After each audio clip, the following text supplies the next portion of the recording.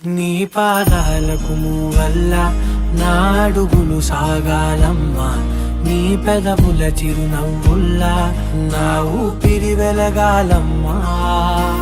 నిరంతరం నీ చంటి పాపల్లే ఉండాలి నేనన్నాళ్ళకి, నిన్ను దిలెంతగా ఎదగాలనుకోనే అమ్మా.